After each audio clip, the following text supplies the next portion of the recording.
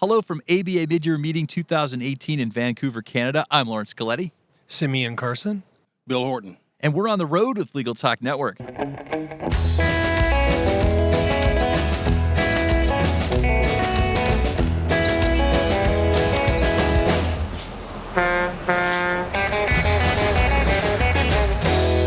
we're back.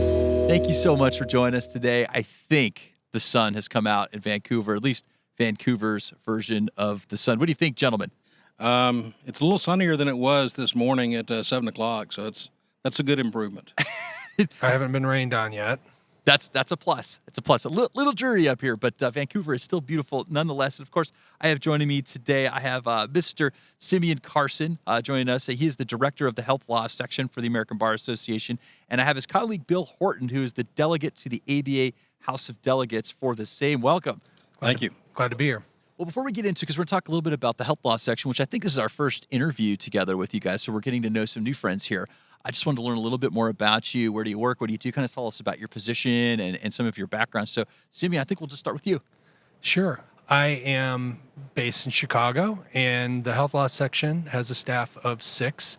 So I'm responsible for my staff and for the operations of the section. We do lots of education and programming for our members, and it's enjoyable. Get to work with folks like Bill Horton, who are great leaders, and it's a great opportunity to have an impact and be part of something special within the ABA. And Bill. Thanks, Lawrence. It's a pleasure to be here. I live in Birmingham, Alabama. I practice law with the Birmingham office of the Jones Walker Law Firm, and for most of my career, which is now frighteningly longer than 30 years, I've represented healthcare providers in business transactions and regulatory matters, and had the privilege of being chair of the Health Law section a couple of years ago, and now being one of its delegates to the ABA House of Delegates. Excellent. Well, let's get into that a little bit. Tell us about the Health Law section. This is obviously a new group to us with the American Bar Association, and there's a lot of groups within the ABA. So I just want to learn a little bit more about that group in general. Sure. The Health Law section actually is still and probably always will be the youngest section in the ABA.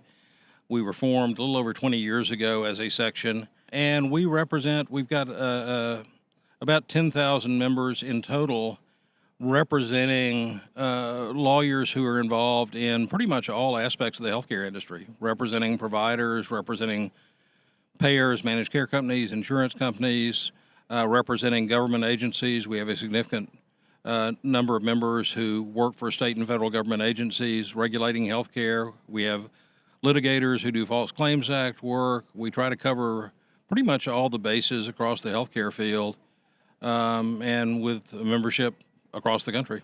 It's pretty broad. And so how many members does the section have? Currently, we have 11,250. 7,100 are attorney members. About 330 are non-attorneys, and then we have about 3,700 plus law students. Okay, well, that's fascinating. So I just want to talk about the 300. So we have 300 members that are non-attorneys. What kind of are they involved in the healthcare profession, or who are they? So we would have some of our vendors, some of like VMG Health or BRG, who many of our members may hire for business. Some of them that are practicing in the healthcare field but aren't necessarily attorneys want to participate and be part of the bar and are active in our community. And over 3,000 law students, so that's a significant portion of your overall membership is very young. So a young section now comprised of a very young demographic. Yeah, we've been very fortunate in that we've been able to significantly increase our law student membership over the last few years, really to triple it over about a 3-year period. And a lot of that, I think, is attributable to the fact that it's an exciting area. There is, if you pick up the newspapers, there is a lot going on in the healthcare industry. There are a lot of changes. There are a lot of regulatory developments. There's a lot of uncertainty. And we see a lot of interest from law students who want to find out how they can get into it. They see it as an opportunity that's going to be around for a while. I think recently, 3 years ago, you made a change in the fees for young attorneys to get involved. And I think, what was your observation as to the signups for that? Well, we went from a fee model of $10, and the ABA was going in a different direction overall with students, and we decided to participate and we went to the free model. Obviously, when you go from something that costs you something that doesn't, it's going to increase participation, and that, as Bill said, tripled the amount of students. We did notice, we looked at our membership numbers, and we have still grown even from that. From last year, this year, we've grown 13% in the student segment. So amongst the new members, you got this new program, bring a bunch of new members on. Are they active members? Yes, we are. The section tries to experiment with what it is we're doing with students, because there's a new generation. Everyone wants to try and connect with millennials, and it's different than the way that the ABA was operating 10, 20, 30 years ago, and what is relevant to them then is different than what it is now. And we're learning that they want to be engaged and get some return on their investment into the section. One thing for sure is leadership opportunities, and we provide 20 direct leadership opportunities with our substantive interest groups, where students can come in, be engaged, and be part of our leadership and get to know our leaders and learn and grow that way as well. We do outreach at our live CLE programs. We do outreach to law students in the area and otherwise. We have a program for scholarships for a certain number of law students where we waive the registration fees for our meetings. We have a law student writing competition that we've done now for a long time that has been very successful, and that gives participating students the chance to win a little bit of cash in pocket plus a free registration to our Emerging Issues in Healthcare conference. We assign mentors to them at these meetings to ensure that they know what's going on, get to meet other people, get a chance to participate in networking, which is something that's very important to all of them. It's a tough job market, and making connections is very important. So we really try to facilitate that and show them the value of engagement with the section. Well, let's build on that. Obviously, law students are looking to get their careers moving, including young lawyers, maybe getting out of law school, may still have a kind of a fuzzy idea what they want to do long term. So let's talk about the destination. So you're with the health law section. What types of career paths could young lawyers and students envision in their future? Signing up through you, learning about it, and kind of using your section as a jumping off point.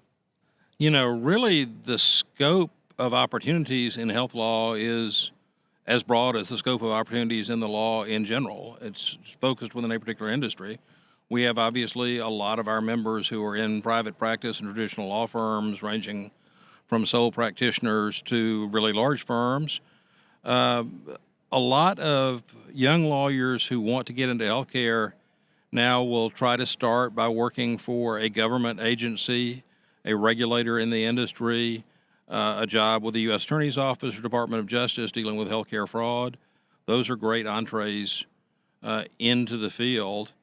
And one of the things that I think we offer as a section is we give students who come to our meetings, who otherwise participate, the chance to talk in real time to people who do those things, to find out how they got into the field, what's fun about it, what's not fun about it, what the best paths to get where you're maybe trying to go are.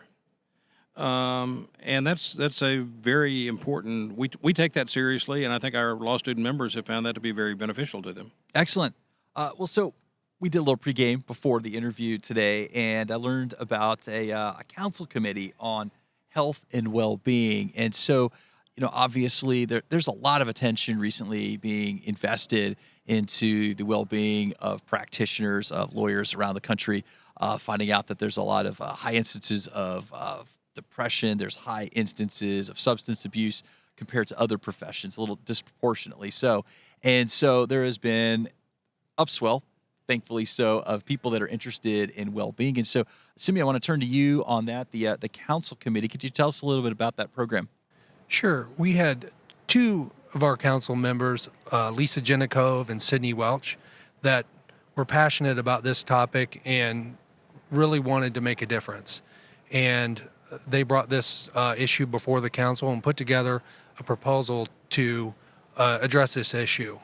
They started really from a point of education. They're still learning. We just started this bar year, and they wanted to get behind the science of this. So they looked at the neuroscience, and they engaged directly with the group and brought in Deborah Austin from the University of Denver, who helped educate the group on the neuroscience behind it. They wanted to take that and bring it to the next level and adapt. We plan to adapt it directly to our leadership. We'll have leadership training coming up in July and plan some programming along that topic. All right, gentlemen, I have one more substance question for you before we start to close it out. And I just want to build on some of the things that we talked about, the programs that you're offering. So we talked about your writing competition. We talked about the professional connections. We talked about the leadership opportunities for young attorneys to get involved. And so just in addition to that, and I know you have some other programs as well, what are some of the other features and benefits of your section? We put on 3 live programs, 3 live CLE programs every year. Some years we have a 4th, all of which are, I think, pretty special and different from what other organizations doing health law seminars tend to do. We've got our largest program, which comes up later this month, the Emerging Issues Conference, which is effectively our annual meeting. It's has cutting-edge topics on new and developing areas of health law. It is really a one-stop shop in terms of legal education on current trends and events. We've got our Washington Health Law Summit, which is done late in the year, typically in December, which is really unique. It's the only health law seminar that I'm aware of that has very substantial participation, not just from private practice lawyers and in-house lawyers, but also a very large breadth of government lawyers, not just in the Centers for Medicare and Medicaid Services, the Department of Justice, where we tend to have more participation, but from other agencies and Hill staff that directly affect the healthcare industry. It's really sort of the one place that you can go and spend quality time with some regulators that you otherwise don't get a chance to interact with very much. And then our third annual live program is our Physician Legal Issues Conference in Chicago in June, which is done in conjunction with the Chicago Medical Society. And again, it's a very special program, I think, because it brings together not just lawyers, but also doctors who are active in the Chicago Medical Society. And it really gives us a chance to hear what the doctors are thinking about, gives the doctors a chance to hear what concerns us. And much like Washington Summit, create this opportunity for interaction that you just don't get at a lot of other seminars. Well, I just have one last question for you, gentlemen. If our listeners want to reach out, learn more about the health law section, how can they find you? Let's start with Simeon. Well, obviously, you can come directly to our website, ambar.org/health. And there's lots of resources there for you to learn all about what the section is doing, what we're up to. And Bill? You can always reach me by email at whorton@joneswalker.com or on Twitter at William W. Horton, and would love to hear from anyone who wants to find out more. Well, we've reached the end of the road for today's episode. I want to thank our guests for joining us today and also our listeners for tuning in. And if you like what you heard today, please rate us an Apple Podcast. We'll see you next time for another episode of On the Road with Legal Talk Network. Thanks, guys. If you'd like more information about what you've heard today, please visit LegalTalkNetwork.com. Subscribe via iTunes and RSS. Find us on Twitter and Facebook, or download our free Legal Talk Network app in Google Play and iTunes. The views expressed by the participants of this program are their own and do not represent the views of, nor are they endorsed by, Legal Talk Network, its officers, directors, employees, agents, representatives, shareholders, and subsidiaries. None of the content should be considered legal advice. As always, consult a lawyer.